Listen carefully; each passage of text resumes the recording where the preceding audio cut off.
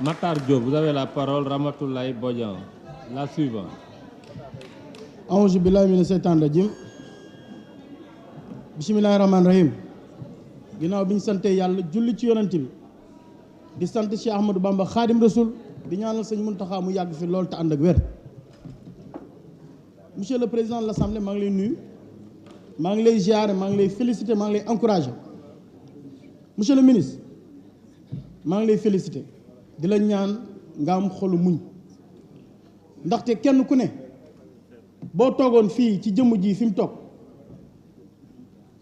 li nga koy wax bu nekkoon sa waajur moo fi nekk doog ko wax bu nekkoon sa mag moo toog fii doog ko wax bu nekkoon sa càmmiñ moo fi toog doog ko wax waaye féetal loolu liggéeyal askan wi liggéeyal ki la wóolu muy le président Macky Sall kenn gisul ci détail kenn gisul ci benn coow yaa ngi seet fu askan wi am problème nga dem taxaw leen nelawatoo yandarutoo amoo benn programme man gëm naa ne fi ñu toll nii toog nga une semaine nelawoo yow ak say service ñi ñëpp ay borom xam-xam lañ El Hadj Abdoulaye Niang moo ngi nii moo nekkoon le préfet de Mbacké xam naa bi mu ñëwee foofu la relevé défi li fi nekkoon yëpp mu kii ko kon boog ay cuune waruñu réew nag ku ko tabaxul yaa koy taal gàcce ngaalaama président Macky Sall sama waay ndaman ca gàcceen ca waaye wax dëgg yàlla ku taxaw ne leen man nekkutuma candidat waaye yàbbi leen doomi jàmbur ji dem leen seet ñu nekki candidat ñuy seen adversaire président Macky Sall woote na dialogue askan wi yëpp ñëw teew xalifis yi ñëw teew waa PDS ñëw teew askan wi ñëw teew chef religieux yi ñëw teew ñu jël ay conclusion askan andi ko fii ñi nga xam ne ñoo représenté askan wi kuy wax loo ciy wax soit nga voté wala nga tëj sa lu bon loolu moo am loolu rek mu mën a waaye li askan wi décidé ñoom ñëpp ñu toog ñu waxtaan ko ñu fii pour intérêt askan wi loolu du ñu am virgule luñ ciy dindi mooy dañ koy voté kon boog yow féetewal joxe sa ndoot rek li nga nekk nga dëgg man loolu laa lay sant de li ci des amul benn problème tey jii mënul la ñëw di la fekk si wala di la tuumal ci yenn mbir bi kenn fukk la ci li gën a bon ñu ñëw di la tuumal ci yenn mbir bi mooy ay taal ay kër ak ay dem ci salon massage ay nekk ci yeneen yàlla génn la ci loolu askan wi nga taxawal kon bokk nga kon ne ci loolu yow sa équipe lu waaye wax nga bàyyi ko mu dem beneen bi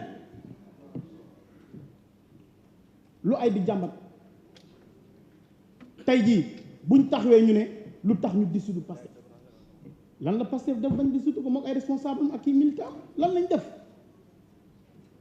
rey ay nit taal ay nit taal ay bus taal ay këri jàmbur taal ay oto jàmbur ku jënd otoom di góorgóorlu nga ñëw fekk ku otoom nga taal ko taal këram kooku boo ne jullit nga wala am nga am xol am naa fekk nga amoo xol parce que soo tey jii demoon banque ba jënd def prêt jënd oto 50 millions doo bëgg kenn ku ko taal lu tax ngeen taal oto askan wi te taal leen oto Ousmane Sonko yi moom ngeen àndal waaye wax Ousmane Sonko dootuma ko wax histoire effacé na ko dem na yoonam aw nattu la woo xam ne awoon na fi arrogant ak moo lu fi awoon la yàlla teggil nañu ko dem na yoonam ndaxte yàlla dëgg rek lay at waaye nag mën na yàgg lool waaye dëgg rek kay mujj te gëm naa ne Cheikh Amadou Bamba li mu ñaan ci dëkk bi El Hadj Malick ñaan ko ci dëkk bi mën na métti de ndaxte li ñu wax Macky Sall dafa ñëw pour defar yàlla boole ko ay baadoolo yuy yàq day métti bu kuy defar ak kuy yàq nag buñ dajee day métti lool waaye tôt ou tard fen mooy daal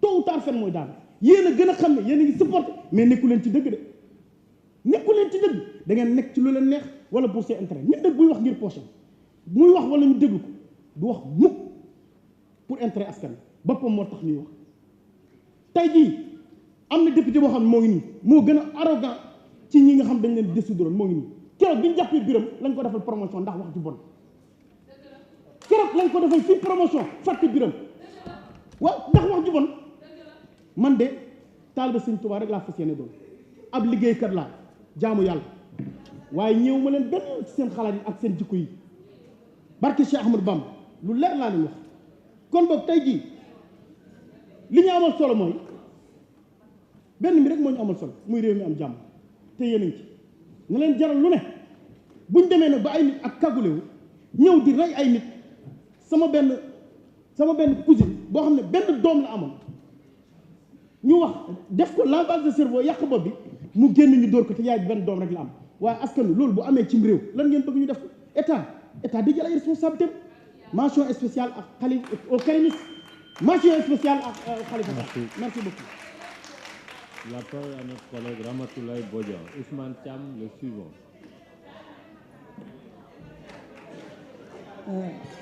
Bonjour à tous. Monsieur le ministre, en France, suite au décès de Naël, du jeune Naël, il y a eu énormément de manifestations en France, sur tout le territoire français. Mais à aucun moment, je dis bien à aucun moment, aucun manifestant n'a été abattu par les forces de l'ordre. Et je suis sûr que nos vaillants FDS sont aussi professionnels que les forces de l'ordre françaises. Donc, où est le problème? Comment se fait-il que les forces de l'ordre du Sénégal tirent toujours avec des balles réelles sur les manifestants? C'est ça mon problème. J'aimerais savoir d'où viennent les ordres. Parce que, bon, cela, bien sûr, cela ne veut pas dire que les forces de l'ordre sont innocentes. Parce que, comme nous l'avons dit, yow mi toog fii nii dafa am ku fi wax nee ne bu xamoon ni frère moo fi toog wala maga moo fi toog doo am na waxee noonu les forces de l'ordre bu ñu jàkkaarloo ak militants yi mu xamante ni bii militant kii nii sama rakk la sama doom la du ko tirer avec une balle réelle quels que soient les ordres bu muy recevoir. Donc nag je me dis que il faut que ngeen xoolaat ordre yi balaa ngeen respecté ordre ak kuy joxe ordre yi.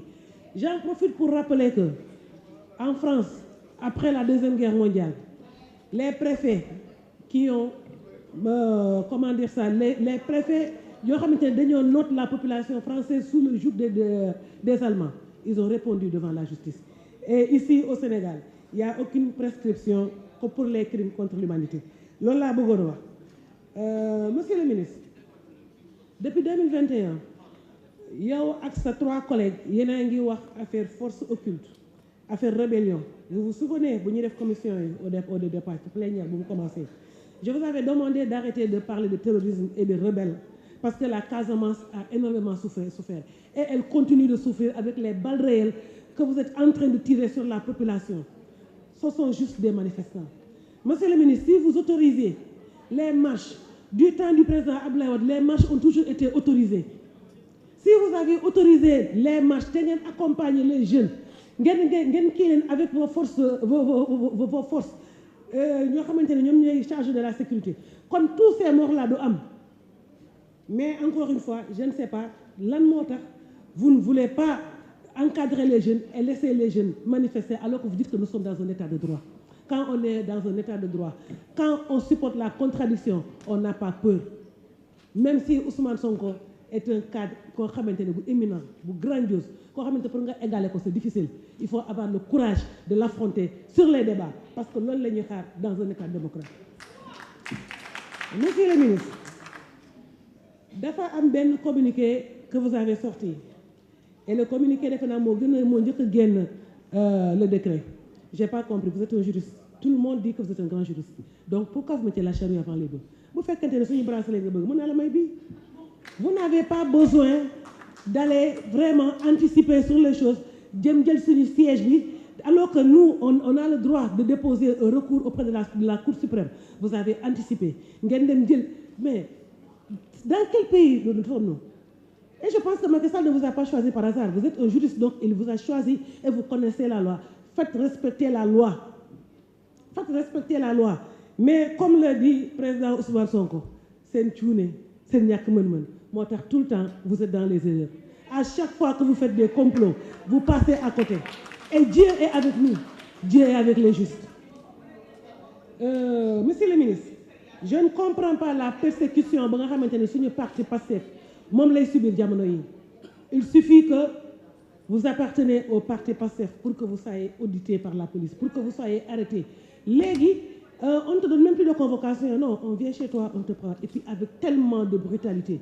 Cette brutalité-là, la dernière fois, tout le temps, ça m'est resté là. Je ne comprendre des forces de défense et de sécurité.